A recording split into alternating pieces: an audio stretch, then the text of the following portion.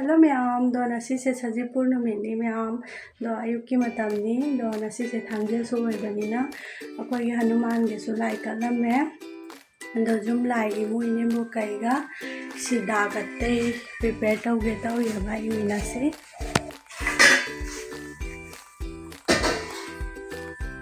सिदा सेमसेरेंगे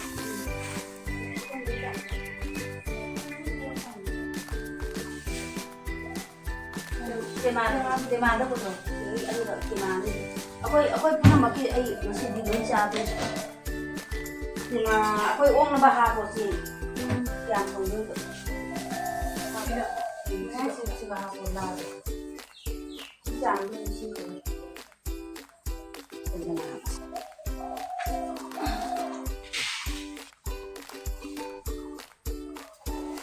Aku uang nambah apa mana kaya nak thùng masih. Giờ với cái thùng vẫn còn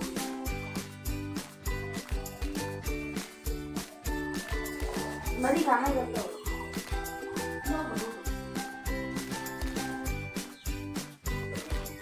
đi sâu rồi nó sẽ đi lại cả mình không làm được mình không được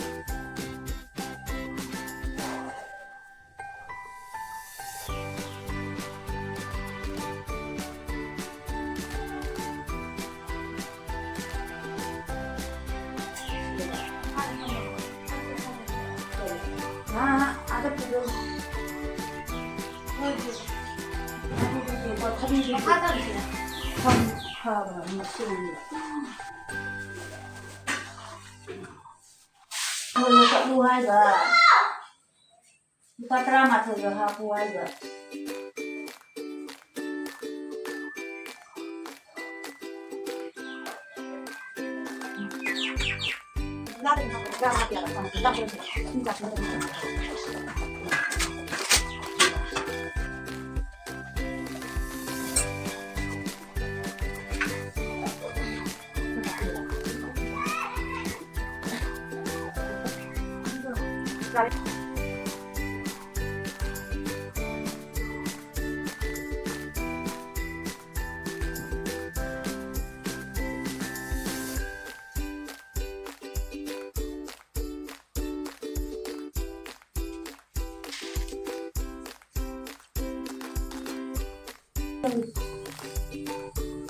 Tại tôi phải rất là dễ là nhìn là lìa là cái giúp liền à,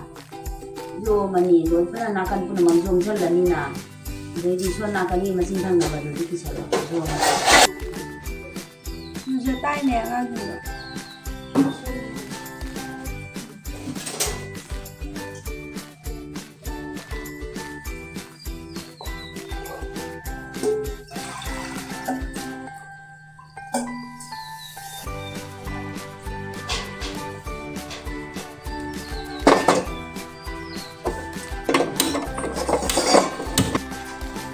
Yam uti thangale cha longe cha khara thage yuki breakfast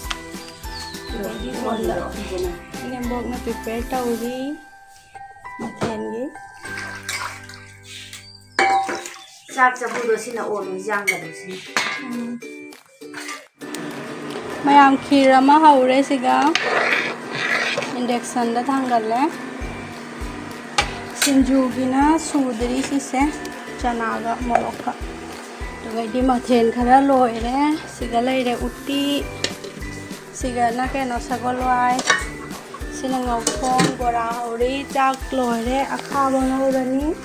sinju soibi reine bokna loirak tore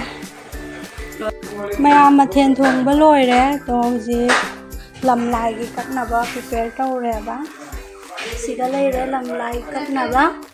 to ikubona kallurani mathen se nipan sure mayam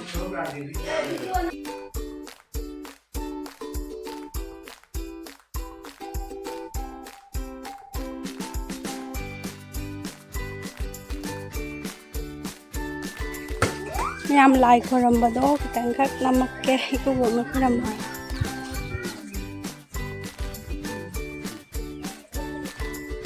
Lagi dia ni tadi ni.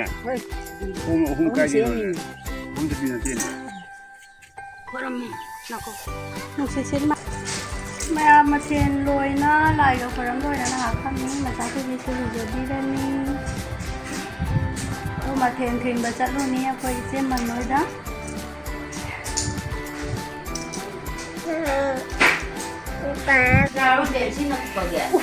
ꯃꯆꯥꯒ ꯑꯩꯒ ꯀꯩꯅꯣ ꯃꯊꯦꯜ ꯊꯤꯜꯂꯨꯒꯦ ꯃꯌꯥꯝ ꯗꯨ ꯁꯤꯂꯥ ꯃꯊꯦꯜꯁꯤꯁꯦ ꯊꯤꯜꯂꯨꯔꯅꯤ ꯏꯆꯦ tone ꯍꯣꯏꯗꯒ ꯏꯆꯦꯃꯟ ꯍꯣꯏꯗ ꯏꯅꯦꯝ tone ꯍꯣꯏꯗꯒ ꯑꯗꯣ hello ma'am तो जितना साग पोगल पोगल लोरे साग चाबे कोटे वीडियो दी मैमदा शेयर तौरत्रे तो मटेन के काकिल लुरे अरे हलादा चाबा साग पतौरे लांगे तो जितना फेंग कोटना लेना लोरे तो ना कोथागे अदो मैम संदाल में कोई नतन हो रहा है कई काम तो मैम का शेयर तौरत्रे जो संदाल में एक मैम ꯃꯌꯥꯝꯁꯤꯅꯅꯦ ꯑꯌꯨꯛꯀꯤ ꯃꯇꯝꯅꯦꯕ ꯑꯗꯣ ꯑꯌꯨꯛꯇ ꯑꯣꯏꯅ ꯇꯟ ꯀꯩꯀꯥꯁꯦ ꯍꯧꯒꯦ ꯍꯥꯏꯅ ꯇꯧꯔꯦ ꯆꯥ ꯊꯛꯑꯒ ꯑꯗꯣ ꯆꯥ ꯊꯛꯇꯦ ꯀꯟꯅ ꯍꯣꯠꯅꯔꯤꯑꯕ ꯑꯗꯣ ꯈꯣꯏꯗꯨꯝ ꯀꯩꯀꯥꯁꯦ ꯉꯔꯥꯡ ꯏꯅꯝꯃꯅ ꯄꯣꯔꯛꯄꯗꯨꯅꯦꯕ ꯑꯗꯣ ꯆꯨꯕꯤ ꯃꯔꯤꯒ ꯈꯥꯏꯔꯒ ꯁꯨꯃꯥꯏꯅ ꯁꯣꯏꯔꯦ ꯑꯗꯨꯒꯩꯗꯤ ꯒ꯭ꯔꯥꯏꯟꯗꯔꯗ ꯇꯛꯇꯣꯏꯅꯦꯕ ꯑꯗꯣ ꯌꯦꯡꯃꯤꯟꯅꯁꯤ ꯃꯌꯥꯝ Hello ma'am, good morning. Do ayuk ki matami ko ma'am. Do ngarang do tan hawo dare nung thang do. Do thangja ga numai jing se ani tai hai do sabi ko ine mong ga tom nunga la ga katla se na. Do cha hau cheng kai ka tak pa pi du ga do. Do theng na su la e do tak pa do ni da sang da ma re theng na ba du ga koi hau dare ba.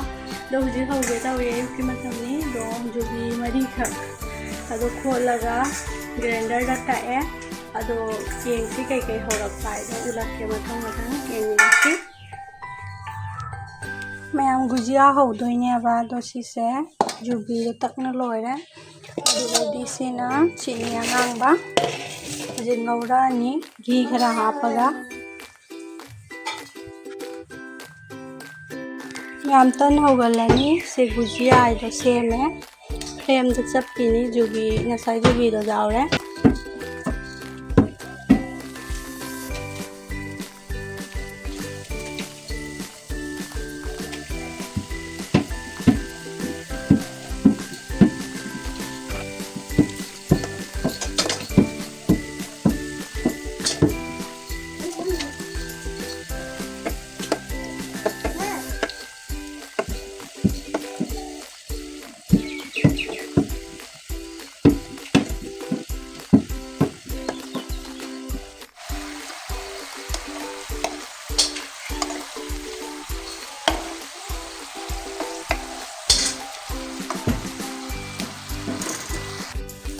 Ma'am लाइगे सेमगलेबको बोरा सिता हौरगा लोइरे दो लेप लेपना वाना gas कसे मखादा थंगदरगा ओइना तौरेबा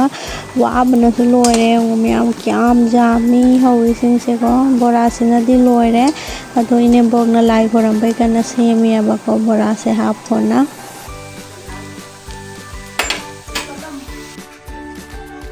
ma'am तन हौबा बोरा कैका हौबा लोइरे अयुक तै चोरबान लोइबदै होनरकपदुना हुजिकता लोइरी 11 तारे तो एंगलक्के कैके हौई मैमदो बोरा लैरे सिगना पुरी सिगना चाहौ तन सिना कै तन हाइबा खंगदे जुबी गी तननी जुबी गा टागा सिना गुजिया हाइबदो मितैदना करी हाइबा खंगदरे अदो सजिपुरगसे जाउदबनीना जामना हंदक्की मरांग कायना हौदारे मरांग कायना मीसु पीरनी मीसु पिजरनी अखोइसु चारनी हैना दुनी मीगी पिउरगे हुजी खाइदो होदो तौरगे नेमबोक्सु हेल्प तौरी मैम तन कई का थिल्लोरे दो मचा थोड़ी से तुम हौगले बच्चे को तुम हौगले तो कोई से तन पुथोरे लाई कटना कोना लोय लोयरे मेन सो पीरुरे थिल्लोरे अदो निंदिना इमानबी खरा कौरी सिगा कोई खुन मनाकी अदो लादे तुम लगे लास्टदी तो वीडियो से सिगा तुम सलानी है को दो थैंक्स मैम इमानबी से लाए को पिक्चर पिक्चर सुम खरा तौरे जामनगा चावाई जादे मोय से चारे पुथन्ना लई कोले ना दो मोय हस्बैंड गा लाईनी मोय मैम संदागी मतम नते नुंधागी मतमनिको पुंग मापन तारे अदो थाबन लैयाय सजिपुरगी थाबन खैरखुंदा अदो चलुरे तो आगांग सिंसे पुरागा ना एंगलुरे तो आगांग सिंसे थाबन के का कहीं खंगदे मसा सना है तो राता उठ पोय ना तुम चलुरे तो एक मिनट से मैम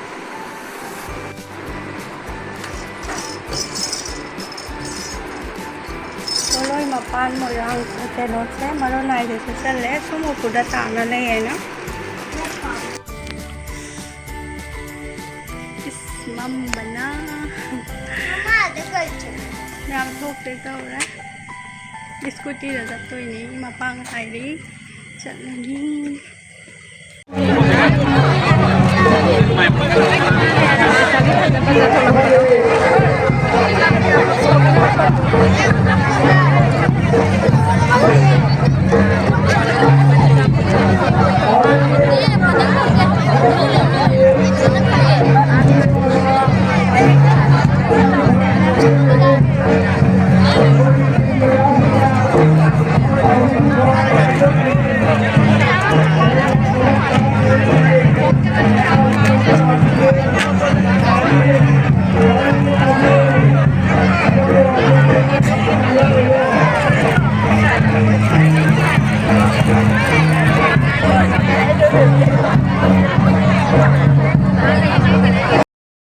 मैम पुंग मापन हेलगा चलीने बाको तुगैरी आजौरगा नातंग येंग लोरगा सु मोय थाबन से सु लोइसनगरे करी तौनरबा करी तौद्रिबा खंगे पुलिस लाई खोली हैना थिंगी हैना इलेक्शन मतांगनी हैना दुमाइना सु हाइबा ताई दुनि मैम दुमाइ तौनने हले सुम तो आई वीडियो से सु दु सिगा दुम लोइसनलागे